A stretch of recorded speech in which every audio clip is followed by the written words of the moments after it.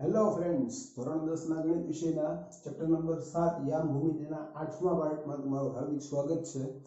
આજે આપણે જોવાનું છે કે અગત્યના ટોપિક રેખાખંડનું વિભાજન સૂત્ર, રેખાખંડનું કે જેમ એક ભાગમાં વિભાજન થતું હોય તો કેમ થાય, મધ્ય બિંદુ સૂત્ર, ત્રિકોણનું મધ્ય કેન્દ્ર, થોડા એક્ઝામ્પલ્સ અને છેલ્લે એક ઇમ્પોર્ટન્ટ મેથડ કે જે ગણિતમાં અમુક જગ્યાએ ખૂબ જ ઉપયોગી થતી હોય એવી એક શોર્ટકટ ઇમ્પોર્ટન્ટ મેથડ જે આપણે છેલ્લો અભ્યાસ કરવાનો છે। ઓકે, તો સૌથી પહેલા આપણે શરૂઆત કરીએ રેખાખંડનું વિભાજન। શું છે રેખાખંડનું વિભાજન? રેખાખંડનું વિભાજન જોવા માટે આપણી પાસે પહેલા તો હોવું જોઈએ રેખાખંડ। રેખાખંડનું વિભાજન, કેનું વિભાજનની વાત કરીએ છીએ?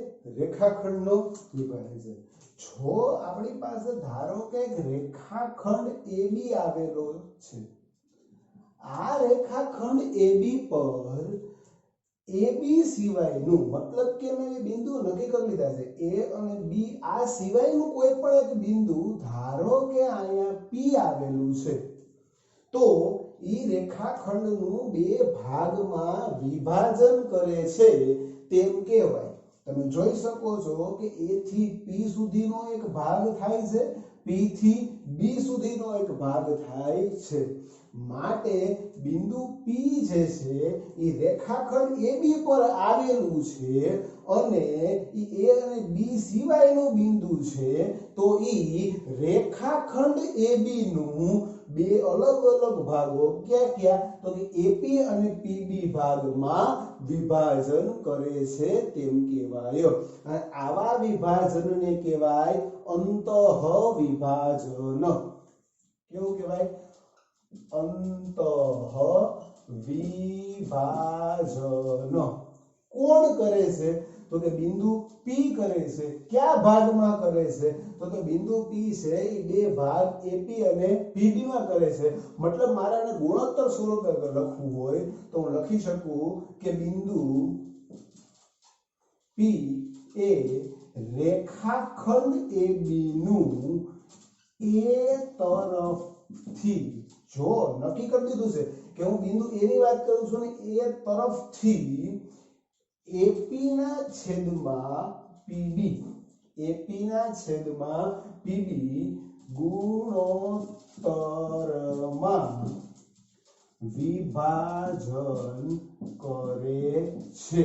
કેવું વિભાજન કરે છે? તો કે અંતઃ વિભાજન।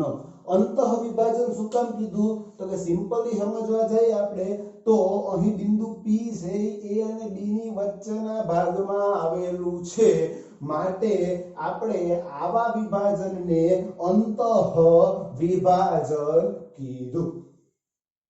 તો બીજો વિભાજનનો પ્રકાર કેવો હોઈ શકે? ધારો કે મારી પાસે રેખાખંડ AB છે, આ A, આ છે B, આ રેખાખંડ AB ના બહારના ભાગમાં જો અહીંયા કંઈક બિંદુ P આવેલું હોય તો આના દ્વારા રેખાખંડનું વિભાજન કેમ થાય? તો કે ભાઈ જો બિંદુ P રેખાખંડ AB ના બહારના ભાગમાં આવેલ હોય તો તે રેખાખંડ AB નું A તરફથી ગુણોત્તર તો ઈ જ રહેશે, AP ના છેદમાં PB,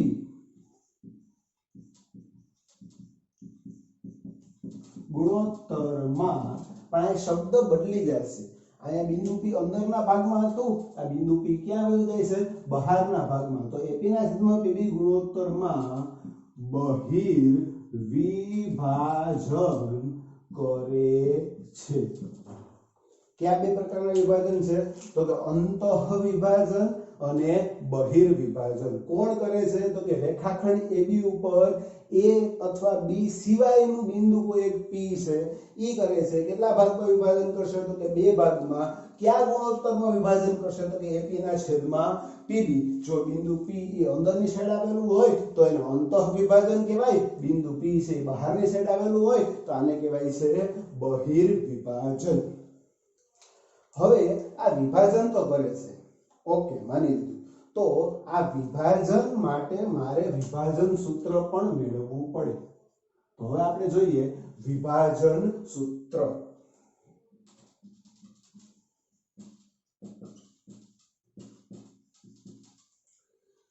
તો વિચારું છું કે સૂત્ર કેવું હોય? બે ભાગમાં વિભાજન કર્યું તો કે હા, ક્યાં બે ભાગમાં વિભાજન કર્યું? તો કે AP અને PB. હું આ ભાગને M1 કહી દઉં છું, આ ભાગને કહી દઉં છું M2. ક્યાં બે ભાગમાં વિભાજન કર્યું? તો કે M1 અને M2 આ બે ભાગમાં વિભાજન કરે છે. ધારો કે બિંદુ A ના યામ છે x1 y1 અને બિંદુ B ના યામ છે x2 y2. આ બે બિંદુનું બિંદુ P કૌંસમાં xy દ્વારા શું થાય છે? તો કે M1 જેમ M2. તમને ખ્યાલ જ છે M1 ના છેદમાં M2 ન લખતા હું M1 જેમ M2 પણ લખી શકું. તો કે M1 જેમ M2 ભાગમાં વિભાજન કરે છે. તો મારે આ બિંદુ P ના યામ મેળવવા હોય તો મને આ બિંદુ P ના યામ કેવી રીતે મળે? તો કે ઈ જાણવું જોઈએ. અને ઈ બિંદુ P ના યામ મેળવવાનું સૂત્ર એટલે વિભાજન સૂત્ર.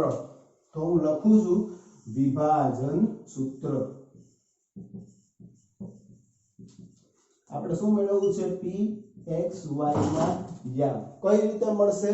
તો કે મારે આના યામ મેળવવા હોય તો આના માટેનું એક સૂત્ર છે જે છે ક્યારે ભાગમાં વિભાજન કરે છે? તો કે M1 અને M2. હું પહેલા પકડું છું M1 ને. M1 નો x2 સાથે ગુણાકાર કરો, મતલબ કે M1 x2 પ્લસ હવે આ M2 છે એનો x1 સાથે ગુણાકાર કરો. શું થાય?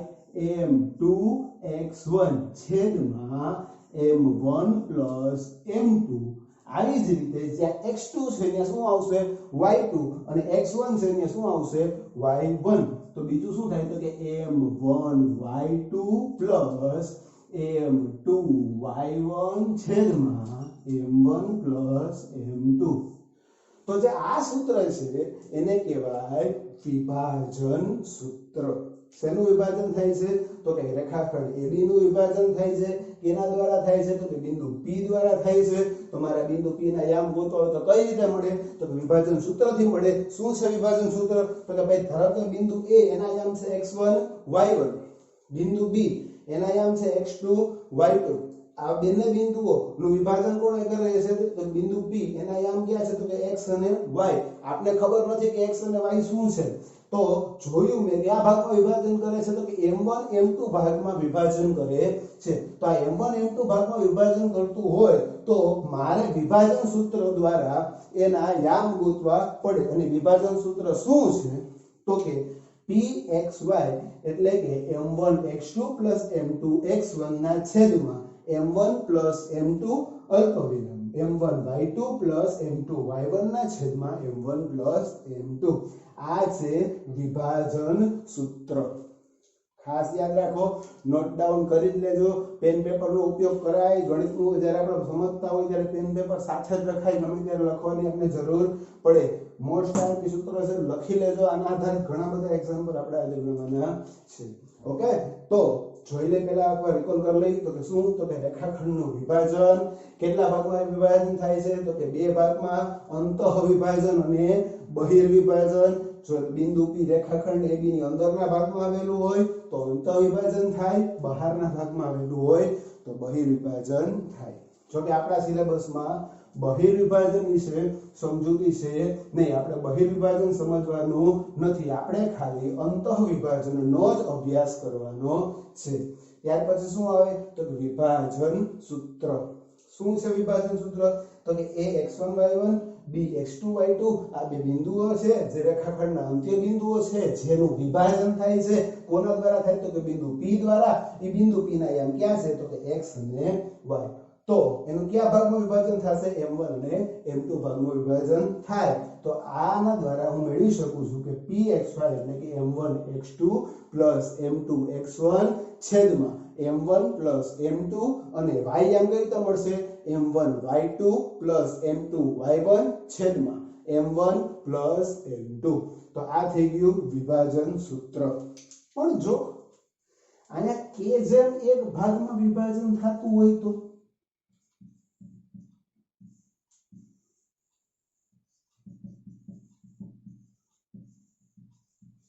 કે જેમ એક ભાગમાં मतलब કે m1 m2 આપણે જે લખતા હતા m1 m2 એની બદલાએ શું આપ્યું છે કે જેમ એક તો જ્યાં મને m1 દેખાય ને હું શું લખી શકું કે m2 દેખાય તો કે હું શું લખી શકું તો કે 1 કે બરાબર 2 3 4 5 10 15 25 50 જે લેવા હોય લઈ શકો તમે બરાબર છે તો કે જેમ એક ભાગમાં વિભાજન થતું હોય તો બિંદુ p ના આયામ શું થાય તો કે pxy બરાબર હવે આના આયામ જોઈ લઈએ m1 દેખાઈને આપણે શું લખશું કે m2 દેખાઈને આપણે શું લખશું 1 તો આના આયામ થાય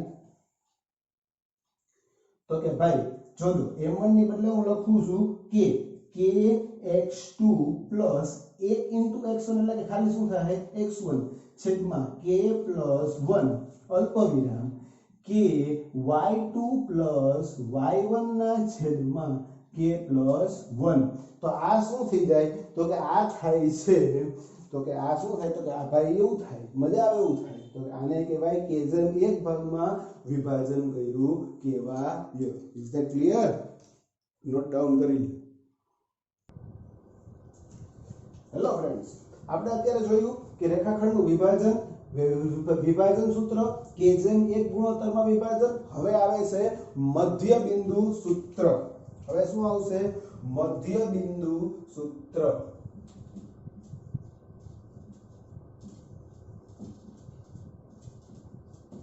મધ્ય બિંદુ એટલે સેન્ટર પોઈન્ટ બરોબર છે આના માટે પહેલા આપણે એક રેખાખંડ લઈએ ધારો કે મારી પાસે એક રેખાખંડ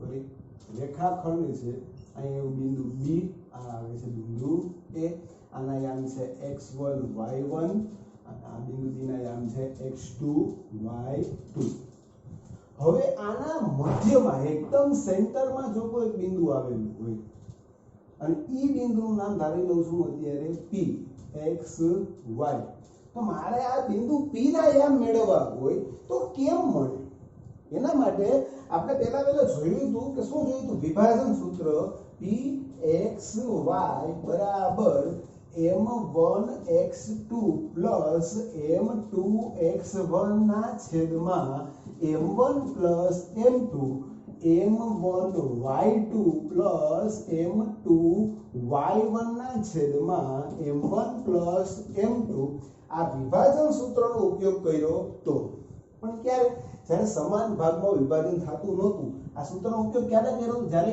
m1 જેમ m2 ભાગમાં શું થતું હતું વિભાજન તો આ તો m1 જેમ m2 ભાગમાં વિભાજન થતું હતું આપણી પાસે m1 જેમ m2 ભાગમાં વિભાજન કરવાનું અત્યારે જરૂર છે નહીં આપણે આપેલું છે કે જે બિંદુ P છે એ કેવું બિંદુ છે મધ્ય બિંદુ છે મતલબ એકદમ સેન્ટરમાં આવેલું છે P થી A તરફનો ભાગ અને P થી B તરફનો ભાગ બંનેના માપ કેવા છે સમાન તો હું આને એક જેમ એક ભાગમાં પણ વિભાજન કરી શકું કેમ કે ધારો કે P થી A તરફ સુધીનું માપ PA બરાબર 8 એકમ છે P થી B સુધીનું માપ PB બરાબર કેટલા એકમ છે 8 એકમ તો કે વિભાજન એટલે તો શું થાય PA ના છેદમાં PB એટલે કે 8 ના છેદમાં 8 બરાબર 1 ના છેદમાં 1 થવાનું છે તો હું શું કહી શકું તો કે ભાઈ એક જેમ એક ભાગમાં વિભાજન કરે છે તો અહીંયા m1 m2 ની બદલે હું શું લઈ શકું તો કે 1 જેમ 1 કયા ભાગમાં વિભાજન કરે છે તો કે 1 જેમ 1 ભાગમાં વિભાજન કરે છે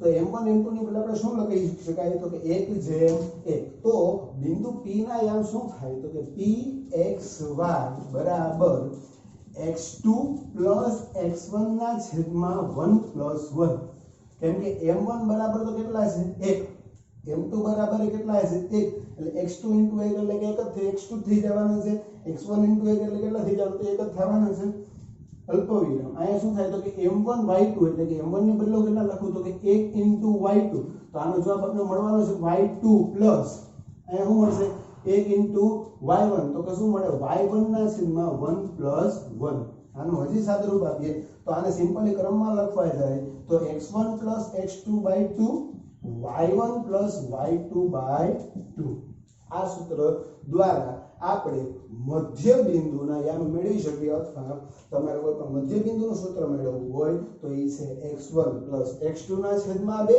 y1 પ્લસ y2 ના છેદમાં 2 હવે આગળ જોઈએ કે ત્રિકોણનું મધ્ય કેન્દ્ર નેક્સ્ટ ટોપિક પર જતા પહેલા આ સૂત્ર ખાસ નોટ ડાઉન કરી લેજો ઘણી જગ્યાએ આની જરૂર પડવાની છે ખાસ મધ્ય બિંદુ સૂત્ર x1 + x2/2 y1 + y2/2 હવે જોવાનું છે મધ્ય બિંદુ સૂત્ર જોઈ ગયા પછી જોશું ત્રિકોણનું મધ્ય કેન્દ્ર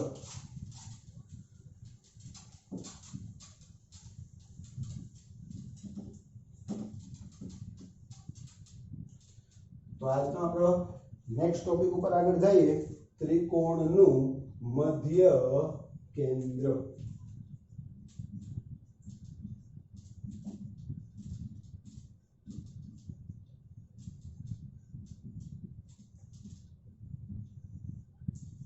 ત્રિકોણનું મધ્ય કેન્દ્ર આ મધ્ય કેન્દ્ર સમજતા પહેલા આપણે ત્રિકોણ વિશે થોડો અભ્યાસ કરીએ ધારો કે મારી પાસે આ એક ત્રિકોણ છે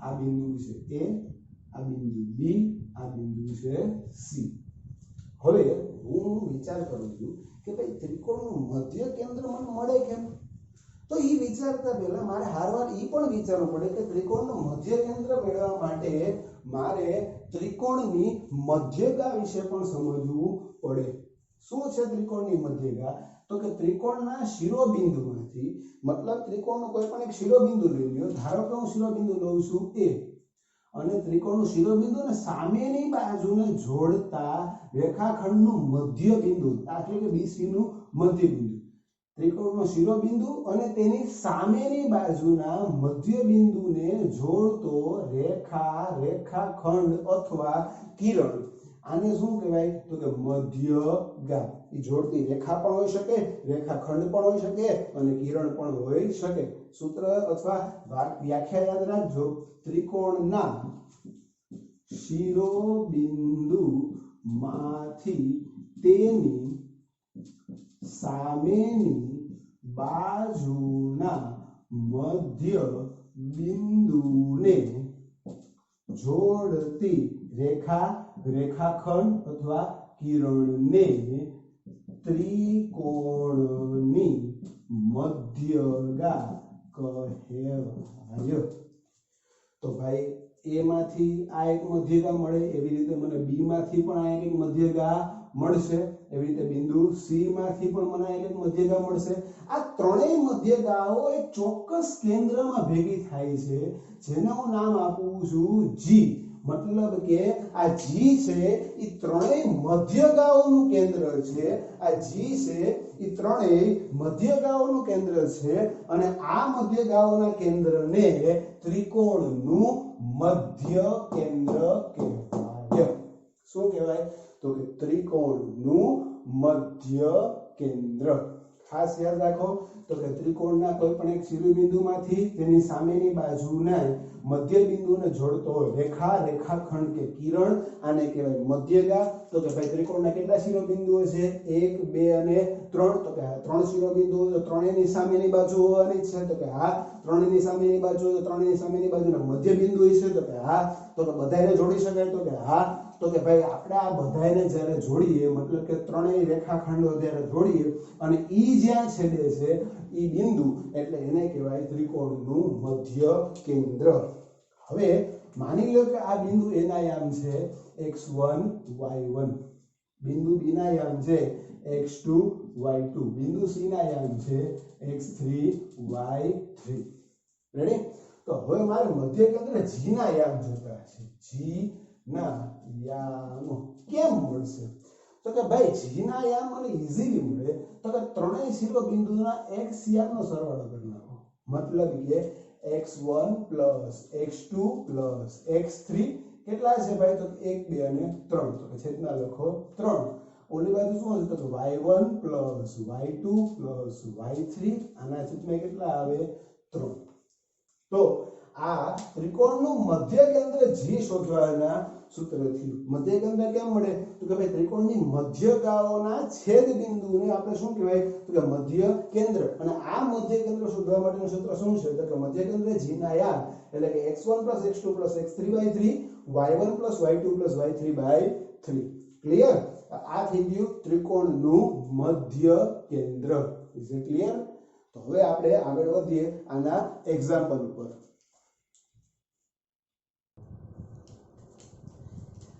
સ્વાધ્યાય 7.2 એનો એક્ઝામ્પલ નંબર 1 આપણે એનો અભ્યાસ કરીએ તો કે શું આપ્યું છે તો કે બિંદુ આપ્યા છે -1 7 અને 4 3 ને જોડતા રેખાખંડનું 2:3 ગુણોત્તરમાં વિભાજન કરતા બિંદુના યામ શોધો પહેલા આપણે આને ડાયાગ્રામ થ્રુ સમજવાની ટ્રાય કરીએ તો કે અહીંયા એક બિંદુ છે આ બિંદુ લઈ લઉં B આ બિંદુ A એના યામ લઈ લઉં છું -1 7 બિંદુ B આના યામ લઈ લઉં છું 4 3 તો કે આમાં જાજુ વિચારવાની જરૂર નથી જે આપ્યું છે ગોઠવતા જઈએ ને જોડતા રેખાખંડનું 2:3 ગુણોત્તરમાં વિભાજન કરે છે મતલબ અહીંયા એક બિંદુ આવેલું હશે P એના યામ છે x અને y આપણે એ ગોતવાના છે આપણે ખ્યાલ છે નહીં આ બે જેમ કેટલા ભાગમાં વિભાજન કરે છે 3 ભાગમાં વિભાજન કરે છે તો આપણે બિંદુ P ના યામ શોધવાના છે કઈ રીતે મળે વિચાર કરીએ ચાલો આપણે પહેલા જોઈ લઈએ જે આકૃતિમાં લખ્યું છે દર વખતે આકૃતિ દોરવાની જરૂર છે નહીં આ તો ઈઝીલી સમજી શકાય એના માટે આકૃતિ દોરેલી છે તો આપણે પહેલા આકૃતિ ઉપરથી જોઈ લઈએ કે ભાઈ A અને B બિંદુ આપેલા છે એનું મધ્ય બિંદુ મધ્ય બિંદુ નહીં એનું વિભાજન કરતું બિંદુ P છે જેના યામ છે x અને y તો હું લખું છું ધારો કે P x y એ રેખાખંડ કયો છે AB નું 2:3 ભાગમાં વિભાજન કરે છે ક્લિયર હવે હું એ લખું છું કે બિંદુ A ના યામ ક્યાં છે તો કે બિંદુ A ના યામ થાય -1 7 અને બિંદુ B કેટલા છે 4 3 મતલબ મારી પાસે બે બિંદુઓ છે A અને B તો આને આવી રીતે પણ લખી શકું જો આપણે ઈઝીલી એટલે થોડું સમજવાની ટ્રાય કરીએ તો હું આ A ના યામ છે એને હું કહી દઉં છું x1 y1 અને આને કહી દઉં છું x2 y2 રેડી અને વિભાજન કયા ભાગમાં વિભાજન કરે છે તો કે 2:3 ભાગમાં વિભાજન કરે છે અથવા 2:3 ગુણોત્તરમાં વિભાજન કરે છે તો આને હું કહી દઉં છું m1 m2 તો હવે ફોર્મ્યુલામાં કિંમત અપ્લાય કરી અને તાત્કાલિક જવાબ લેવો જ વિદ્યાર્થી મિત્રો જોઈએ કે આપણે શું જવાબ મળે હું સ્ટાર્ટ કરું ત્યારે વિડિયોને પોઝ કરી દો અને તાત્કાલિક જવાબ લેવાની ટ્રાય કરો ચાલો આપણે જોઈએ કે ભાઈ આ બિંદુ P ના યામ આપને કેવી રીતે મળશે તો હું P x y ના યામ લખું છું ભાઈ m1 જેમ m2 ભાગમાં વિભાજન કરે છે તો હું પહેલા સૂત્ર જ લખી નાખું m1 x2 m2 x1 છેદમાં m1 m2 અલ્પવિરામ m1 y2 m2 y1 છેદમાં m1 m2 સૂત્ર લખાઈ ગયા પછી હવે સૂત્રમાં હું કિંમત મૂકું છું તો કે m1 એટલે કેટલા છે આપણી પાસે તો કે 2 કૌંસમાં x2 એટલે કેટલા થાય તો કે 4 પ્લસ m2 x1 m2 કેટલા છે 3 x1 ની વેલ્યુ કેટલી છે -1 છેદમાં m1 m2 એટલે 2 + 3 અલ્પવિરામ m1 એટલે કેટલા થાય તો કે 2 y2 એટલે કેટલા થવાના છે તો કે -4 3 પ્લસ m2 એટલે કેટલા આપેલા છે 3 y1 એટલે કેટલા લખ્યા છે તો કે 7 છેદમાં 2 વત્તા 3 હવે આનું થોડું સિમ્પ્લિફિકેશન કરીએ 4 2 8 વત્તે ઓછે ઓછા 3 એકા 3 છેદમાં 3 વત્તા 2 કેટલા થાય 5 3 2 6 કેવા છો -6 પ્લસ 7 3 21 છેદમાં 3 ને 2 તો કે 5 હજી સાદો રૂપ આપીએ 8 માંથી 3 જાય તો 5 ના છેદમાં 5 21 માંથી 6 જાય તો 15 મોટા પદની નિશાની છેદમાં કેટલા આવશે 5 અને સાદો રૂપ આપીએ તો શું મળશે તો કે 5 ના છેદમાં 5 એટલે 1 15 ના છેદમાં 5 એટલે 3 તો બિંદુ P ના એમ ક્યાં થયા તો કે 1 3 ઇઝ ધેટ ક્લિયર કમ્પ્લીટ પાછો પર જોઈ લે તો કે ધારો કે બિંદુ રેખાખંડ કયો આપ્યો છે A અને B રેખાખંડ AB નું બિંદુ P દ્વારા વિભાજન થાય છે ક્યાં ગુણોત્તરમાં વિભાજન થાય છે તો કે 2:3 A ના એમ ક્યાં છે તો કે -1 7 B ના એમ ક્યાં છે તો કે 4 - 3 અને P ના એમ ક્યાં થઈ રહ્યા છે x અને y વિભાજન સૂત્ર અપ્લાય કરી આપેલી કિંમતને જ્યારે મૂકીને સાદુરૂપ આપવા જાય તો આપણે મળશે આનું સૂત્ર અને answer clear complete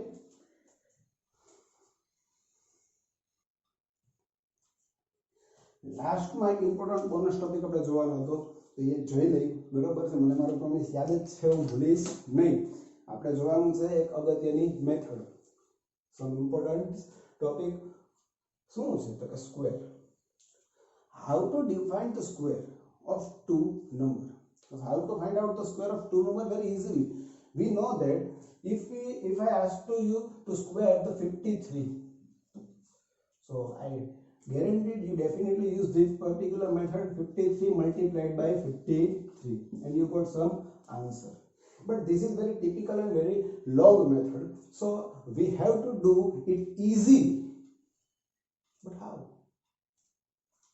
how we do it easily how we can do it so here I want to give you some easy method to find out the square of any two digit number very easily. First of all, we saw the number. Which number is given? 53. I saw 5, 3 and its square also 2 is given. So I write down this 5 multiplied by 3 multiplied by 2. Yeah, we have to put these two in the multiplication of this. So we got 5 3s are 15. 15 multiplied by 2, it's called 30. Clear? Now we have to write down the square of 5. What is the square of 5? It's equal to 25. And what is the square of 9? So the square of 3. So square of 3 is equal to 9. But we have to write down this number in two digit formation. So we have 0 9. If I wrote 0 9, there is nothing change in the value of 9. Now I add the 30 in between this. So I got 9 0 8 2. So my answer is 2809. Okay, we can take another example. Take 32. The square of 32. What is the answer? First of all, I saw the digit which one 3 2 and 2. So I wrote down this 3 2s are 6 6 2s are 12. So I wrote down here 12. Now what is the square of 3? It's 9. But we have to write down 0 9. What is the square of 2? It's 4. We have to write down 0 4.